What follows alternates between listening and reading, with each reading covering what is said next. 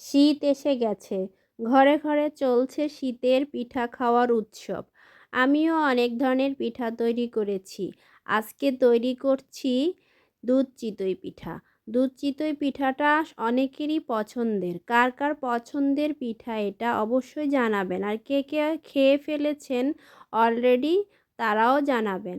আসসালামু আলাইকুম। সবাই কেমন আছেন? আলহামদুলিল্লাহ আমরা ভালো আছি।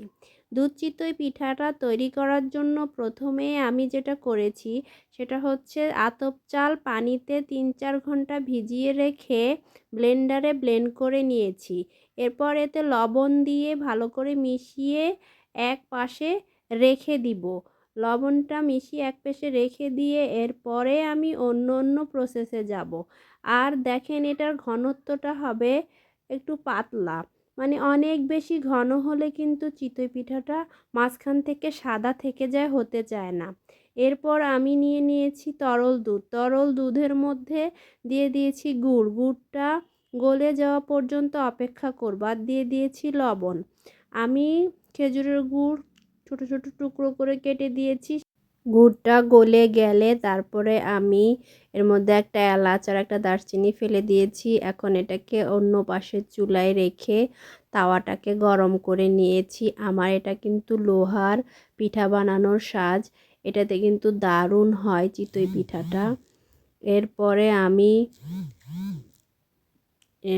চিতই পিঠাগুলো দিয়ে একটু অপেক্ষা করব। এরপর দিয়ে দিব একটা সিলভারের ঢাকনা। সিলভারের ঢাকনাটা দিলে সুন্দর মতো পিঠাগুলো হয়ে যায়।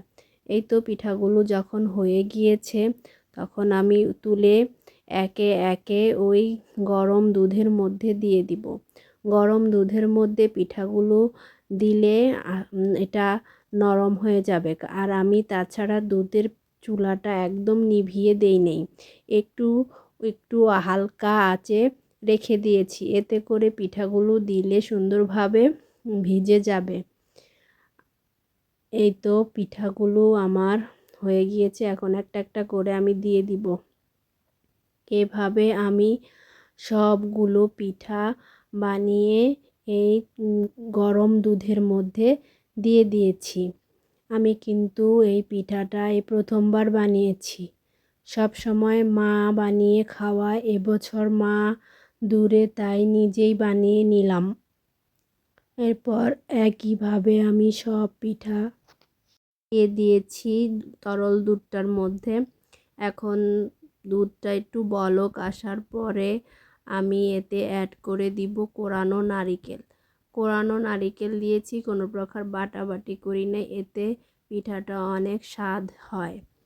আর অনেকেই এই পর্যায়ে একটু চালের গুঁড়ো পানিতে গুলিয়ে দিয়ে দেয়। আমি সেটা দিব না, কারণ দুধটা আমি একটু ঘন করে নিয়েছি। তাই আমি আর ঘন হওয়ার জন্য কোনো চালের গুঁড়া ব্যবহার করব না। এই তো এখন এই পর্যায়ে অপেক্ষা করব ভালোভাবে বলক আসার জন্য। এভাবে কিন্তু খাওয়া যাবে না। এভাবে চুলার আঁচটা বন্ধ করে সারা রাত এভাবে রেখে দিব।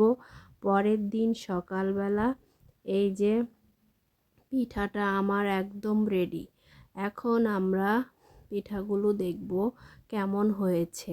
পিঠাগুলো মাশাআল্লাহ অনেক সুন্দর নরম হয়েছে, খেতেও কিন্তু দারুণ হয়েছে। আমার বাচ্চারা, আমার হাজবেন্ড অনেক পছন্দ করেছে। অনেক বেশি মিষ্টি আমি ব্যবহার করি নাই, আপনারা চাইলে বেশি মিষ্টি ব্যবহার করতে পারেন। যাই হোক, প্রথমবার বানিয়েছি হিসেবে আমার কাছে তো দারুণ মনে হয়েছে। আপনারাও জানাবেন কেমন হয়েছে। আজ তাহলে এই পর্যন্তই। সবাই ভালো থাকবেন, সুস্থ থাকবেন। আসসালামু আলাইকুম। আল্লাহ হাফেজ।